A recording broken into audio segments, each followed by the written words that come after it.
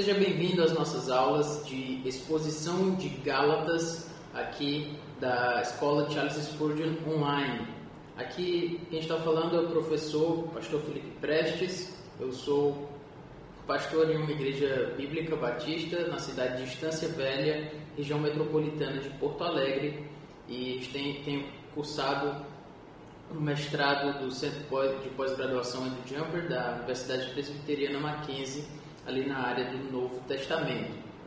Nós vamos começar a exposição desta carta, que é uma carta interessantíssima e muito importante para o entendimento do Novo Testamento, e não só do Novo Testamento, como de toda a revelação bíblica.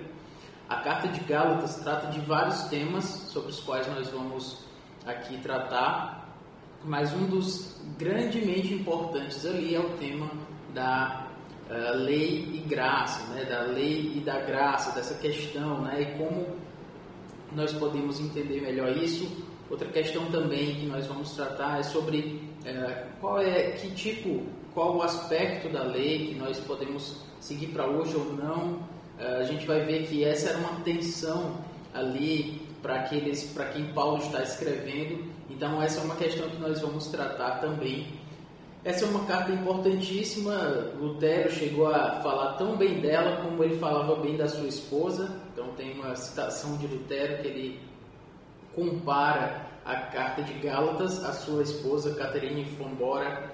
E, enfim, é uma carta muito interessante e para mim é um grande privilégio e uma grande oportunidade poder trabalhar a exposição delas aqui com vocês. Então, que Deus nos abençoe. Vamos começar com um tempo de oração, pedindo que Deus cuide de nós durante esse módulo. Senhor nosso Deus, Todo-Poderoso Pai, queremos Te agradecer porque o Senhor tem nos abençoado com toda sorte de bênçãos celestiais. Também queremos Te agradecer pela oportunidade de estudar melhor a Tua Palavra, que o Senhor nos ajude, Senhor, a usar esse conhecimento para a Tua glória.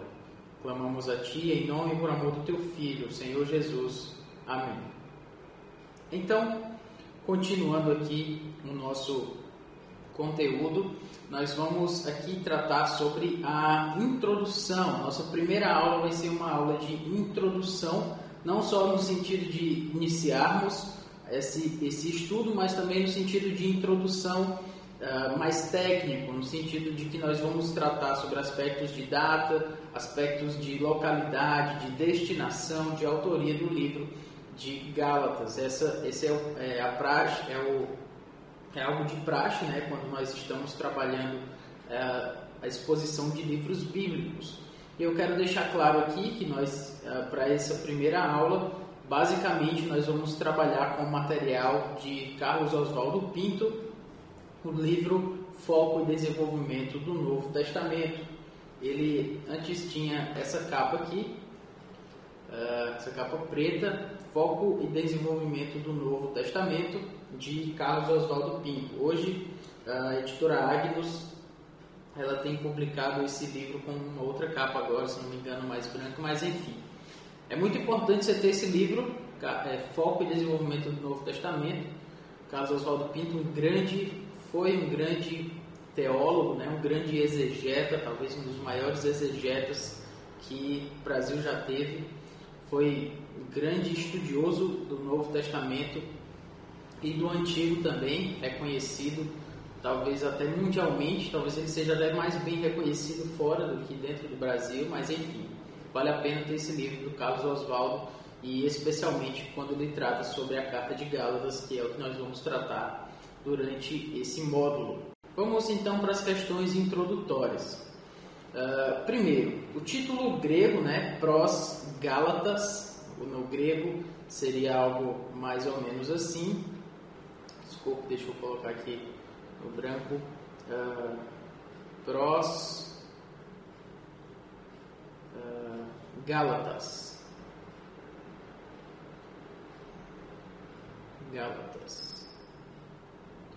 Assim, pros Gálatas é o título desse livro, né, que tem origem no nome da região em que as igrejas endereçadas se localizavam. Então, as igrejas se localizavam na Galácia, que é uma região no norte ali da Ásia, como dessa região asiática que a gente vai tratar ainda mais especificamente, mas só para que nós já saibamos, Galácia era uma região, mas a gente vai tratar um pouco mais sobre isso daqui a pouco. Também uma outra questão que a gente precisa tratar é a autoria do livro de Gálatas.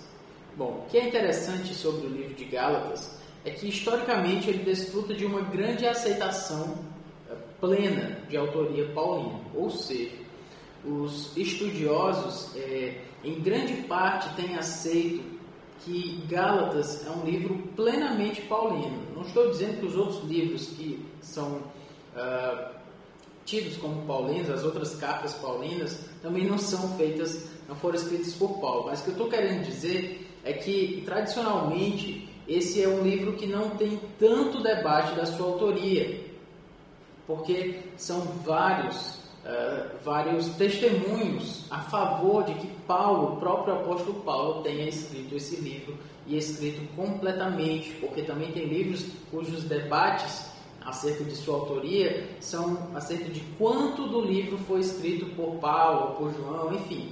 Mas no caso, Gálatas é um livro aceito como paulino e em sua grande parte também aceito como plenamente tendo sido escrito por Paulo. Este aqui que vos fala, o professor, considera que Gálatas foi completamente escrito por Paulo. Então, só para que a gente tenha uma ideia sobre isso. Os testemunhos aqui dos primórdios da igreja citam a carta de Gálatas, né? Por exemplo, Clemente de Roma, a Epístola de Barnabé, Policarpo, o pastor de Hermas. Todas essas fontes chegam a citar o livro de Gálatas e trazem a ideia dessa autoria de Paulo acerca do livro de Gálatas. Marcion também, ou Marcion, como você preferir pronunciar, era um herege dessa época, né, ali próximo da igreja primitiva, da era apostólica, né, mas próximo dessa época. Mas o que eu quero dizer é que Marcion cita a carta de Gálatas como apostólica. Então, apesar dele ser um herege, mas ele vivia naquela época ali próximo e ele já cita Gálatas como apostólica. Então, isso é uma grande fonte de informação, fonte valiosa, porque era alguém que estava próximo ali da sua escrita. Justino Mártir também, Ireneu, Tertuliano, Clemente de Alexandria, todos esses atribuem a carta de Gálatas a Paulo. Então isso nos mostra que a autoria paulina da carta de Gálatas é bem aceita. Internamente, isso são testemunhos externos, né? São o que as pessoas de fora dizem sobre a autoria de Gálatas. Agora, internamente, se nós olhamos para o livro de Gálatas, algumas coisas vão atestar de que foi de fato Paulo que escreveu. Por exemplo, o autor se identifica com Paulo. Então, Paulo se diz como o escritor desta epístola. Também ele se apresenta como o fundador das igrejas, né, em 4:19 a 20. Por que isso é importante? Porque se fosse alguém que estava querendo se passar por Paulo, ele não entraria em tantos detalhes acerca da sua própria pessoa. Se não fosse o apóstolo Paulo que escreveu, ele teria sido bem mais genérico, ele não teria falado de que ele foi o fundador das igrejas. Então, isso é uma informação muito precisa, que pode ser facilmente desfeita caso não seja verdade. Pode ser uma informação facilmente verificável. Então, se Paulo diz que é o fundador das igrejas, uma informação tão específica que indica que essa foi uma epístola de autoria paulina. Outro ponto também é que mostra-se como alguém que tinha uma enfermidade física, algo também que pode ser facilmente atestado. Alguém que estivesse tentando se fazer por Paulo não entraria em detalhes assim, né? Tão precisos acerca da sua própria pessoa. Então, essas questões aí dão para a gente uma clareza de que foi o próprio apóstolo Paulo, sim, que escreveu a epístola dos Gálatas. Um outro ponto também a nós tratarmos aqui são sobre as questões introdutórias, é a destinação e a data da sua escrita. Primeiro, precisa-se falar sobre duas posições acerca do lugar em que a carta foi escrita. Então, há dois grupos de estudiosos que falam acerca de para onde foi que Paulo escreveu a Epístola dos Gálatas. Lembrando que Gálatas, justamente, não está falando, né, no plural. A epístola escrita aos Gálatas foi uma epístola escrita a algumas igrejas na região da Galácia, certo? Então a questão aqui é onde estavam essas igrejas. Essas igrejas estavam no norte ou elas estavam no sul? Alguém pode pensar, mas isso aí não faz a mínima diferença. Na verdade faz, porque a Galácia era uma região muito grande e decidir se foi na região norte ou na região sul, influi grandemente nos próprios relatos de Paulo, nos próprios relatos ali do livro de Atos e também do livro de Gálatas. Então, por isso, essa tensão aí, nessa questão, na verdade, ela é importante. Para onde Paulo escreveu? Eram igrejas que estavam no norte? Então, se elas eram igrejas que estavam no norte, o trajeto de Paulo deve ter sido só que a questão é que Paulo fala também de cronologia nos seus escritos, né? Ele fala de um tempo, ele fala de 14 anos, então há uma cronologia que precisa se encaixar para que nós entendamos para onde foi que Paulo escreveu essa carta. Então, dentro desse aspecto aí, há muitos que vão pensar que Gálatas foi escrito para a região norte da Galácia. Então, a palavra, algumas questões que atestam em favor dessa teoria é de que a palavra Gálatas é considerada no seu sentido étnico e não no seu sentido regional estritamente. Então, essa é uma questão. Uma outra questão é que a tradição afirma que a referência era as igrejas do norte. Então, tradicionalmente se diz que Paulo escreveu para a região do norte, né? A tradição, há muitos anos tem se dito isso, então isso é algo que conta a favor dessa teoria. O fato de não haver menção ao Concílio de Jerusalém é explicado por ter passado muito tempo do ocorrido. Então, só para deixar um pouco mais claro aqui, precisa-se tomar em conta aqui uma questão do que Paulo falou sobre suas viagens à Galácia. Se ele fez uma viagem, se ele fez 2 viagens, como foram essas viagens, enfim. Se escolhe-se pela teoria da Galácia do Norte, o que vai acontecer é que precisa-se entender que a carta de Gálatas foi escrita depois do Concílio de Jerusalém. Se você lembra lá do Concílio de Jerusalém em Atos 15, importante você lembrar desse concílio, Atos 15. Lá em Atos 15 vai falar sobre esse concílio de Jerusalém. Concílio em que foi decidido, debatido sobre as questões da lei acerca dos gentios. Então, como os gentios, aqueles que não eram judeus, que tinham se convertido ao cristianismo, como esses gentios tinham que se comportar em relação à lei. Alguns gentios estavam, vamos dizer assim, escandalizando alguns judeus, porque não seguiam as regras judaicas. Alguns judeus se sentiam um pouco desprezados, porque eles seguiam tanto as leis e os gentios estavam se convertendo ao cristianismo e não ao judaísmo. Então, como é que é essa tensão, como é esse ponto? Então, estava tendo uma grande questão sobre isso. Então, houve um concílio lá em Jerusalém, descrito em Atos 15, sob a direção ali de Tiago, que decidiu, junto com outros apóstolos, né, outros líderes de igreja, até que ponto da lei os gentios deviam seguir. Não é que eles deviam seguir, mas pelo menos respeitar, enfim. A gente vai tratar sobre esse concílio também um pouco mais na frente, porque ele vai ser bem importante para o nosso entendimento de Gálatas. Mas, enfim, para que Paulo tenha escrito às igrejas do norte, o concílio de Jerusalém deve ter sido antes da epístola dos Gálatas. E essa é uma informação muito interessante. Por quê? Porque no Concílio de Jerusalém foram tratadas sobre essas questões da lei. Paulo, quando escreve aos Gálatas, ele é bem enfático com relação às pessoas que estavam indo contra a lei. Na verdade, não aquelas que estavam seguindo contra a lei, mas aquelas que estavam querendo colocar mais lei para as pessoas seguirem. Então, será que Paulo não já devia ter mencionado, pelo menos, alguma coisa do concílio em Gálatas?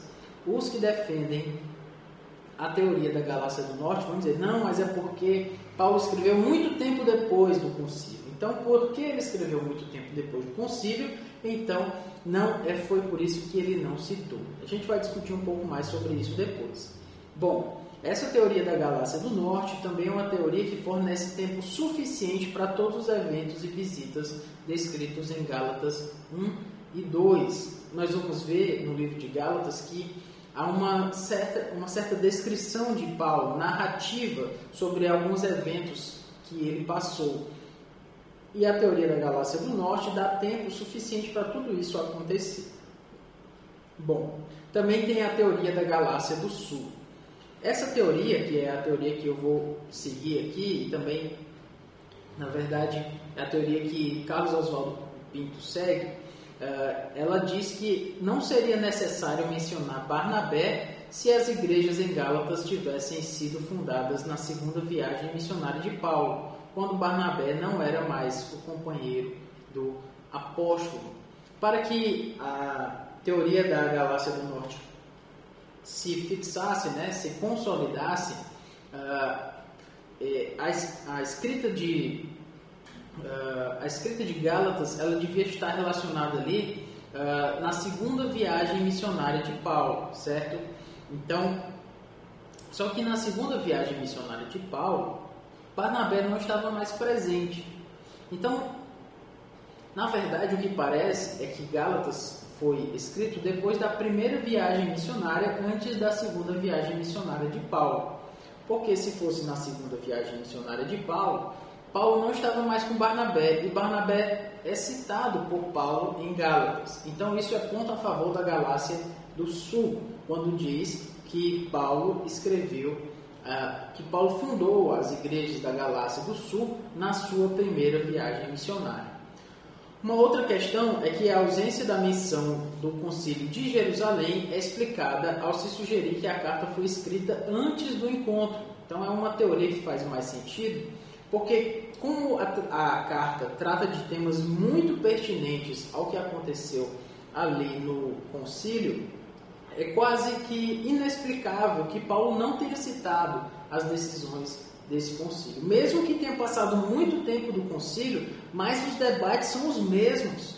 Paulo vai falar sobre a circuncisão, Paulo vai falar sobre esses pontos da lei em que aqueles judaizantes, que eram um grupo de judeus ali que estava querendo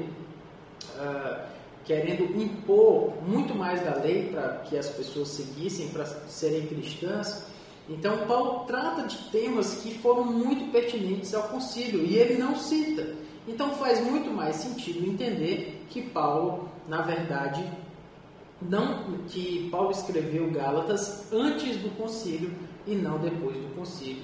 Então, por esses motivos e vários outros, essa é uma discussão que poderia dar uma aula inteira, mas enfim, por esses motivos aí, basicamente, nós entendemos que a teoria da Galácia do Sul faz mais sentido. Ou seja, entendemos que Paulo fundou as igrejas da Galácia na sua primeira viagem missionária e escreveu a carta aos Gálatas antes do concílio de Jerusalém para as igrejas na região do sul da Galácia, que foi a região que ele acabou indo ali na sua primeira viagem missionária. Ainda sobre a destinação e data, como eu já falei, nós seguiremos a teoria da Galácia do Sul. A data precisa estar no intervalo entre a primeira e a segunda viagem missionárias de Paulo, como nós já falamos aqui. Então, Paulo deve ter fundado as igrejas na Galácia do Sul, ter passado um tempo e depois foi na sua segunda viagem missionária. O que está entre essas duas, esse intervalo aqui, seria o intervalo em que Paulo escreveu a Epístola aos Gálatas. Paulo provavelmente fez uma visita à Galácia, certo? E essa foi uma visita de auxílio àqueles irmãos, uma visita de cuidado, Então, o Concílio de Atos 15 e suas decisões são completamente omitidas em Gálatas. Então, só uma questão aí, como nós já tratamos, Se o concílio não é tratado ali em Gálatas, e Paulo tinha feito uma visita a esses irmãos, não faz sentido que Paulo tenha escrito Gálatas depois do concílio. Bom, a questão dos 14 anos, né? Paulo fala lá dos 14 anos em Gálatas capítulo 2, versículo 1. Há uma questão na cronologia do Novo Testamento onde se pode encaixar esses 14 anos, para que esses 14 anos façam sentido dentro do todo aí do Novo Testamento, dos acontecimentos do Novo Testamento. Bom, a questão é, os 14 anos, eles se referem desde a conversão de Paulo, né? Então, será que conta-se a conversão de Paulo e depois 14 anos, ou foi 14 anos depois de uma outra época, né? Essa é uma questão da cronologia aí do Novo Testamento. Bom, esses 14 anos, dentro da teoria da Galácia do Sul, precisam ser considerados desde a conversão de Paulo. Então, Paulo está se referindo a esses 14 anos desde a sua conversão. Então, 14 anos, algo importante sobre a teoria da Galácia do Sul, é que esses 14 anos eles podem ser contados como não sendo cronológicos. Em que sentido? Deixa eu explicar melhor. Não sendo 14 anos completos, certo? Por quê? Porque não são necessariamente, às vezes, quando eles iam contar os anos, quando era meio ano, eles já contavam como um ano inteiro. Então, a pessoa diz assim, há 2 anos, né? Então, eu posso dizer há 2 anos, mas não ser 2 anos exatamente, 24 meses, às vezes são 23, 22 meses, e a gente considera 2 anos, porque foi ali algum período maior. Então, isso é facilmente aceitável também para Paulo dizer há 14 anos e não ser 14 anos completos, certo? Podem ter sido 12 anos cronológicos, né? Exatamente esse período aí de tempo. Então, a conversão de Paulo pode ter acontecido por volta de 35 depois de Cristo. Então, isso faz sentido para a gente contar os anos aí em que Paulo está ali tratando. Então, a visita de Paulo, portanto, teria sido no final do ano 47 depois de Cristo. A gente vai ter um quadro cronológico e vai explicar isso um pouco melhor para você. Algumas questões introdutórias aqui acerca dessa cronologia, como nós já havíamos dito que íamos falar. Bom, para que tudo faça sentido aqui, nós vamos tratar da seguinte forma. Esse quadro também, como já falei, é um quadro que está no livro de Foco e Desenvolvimento do Novo Testamento, de Carlos Oswaldo Pinto. A cronologia da atividade apostólica inicial de Paulo, para que tudo isso faça sentido dentro daqueles 14 anos. Crucificação de Cristo, que, segundo a gente pode entender aí, 3 de abril de 33. O dia de Pentecostes aconteceu 24 de maio de 33. Pedro e João, diante do Sinédrio, essa ocasião aconteceu no verão de 33. Aqui estão as referências bíblicas, depois para que você possa analisá-las aí mais profundamente. A morte de Ananias e Safira deve ter acontecido entre 33 e 34 depois de Cristo. A posição de Gamaliel quanto ao cristianismo deve ter ocorrido entre 34 e 35. O martírio de Estevão, no caso, em Atos 7, deve ter ocorrido em abril de 35. A conversão de Paulo no verão de 35. Paulo em Damasco e na Arábia, o verão de 35 ao verão de 37. Então, Paulo cita em Gálatas 1, também em Atos 9, sobre esse tempo que ele passou ali em Damasco e na Arábia, né, no deserto, enfim. A primeira visita de Paulo a Jerusalém, em Atos 9, Gálatas 1, também é citado no verão de 37. Já quando Paulo ministra na região de Tarso, teria sido no outono de 37. As primeiras conversões gentias, como a gente pode perceber, no caso, devem ter ocorrido ali entre 40 e 41.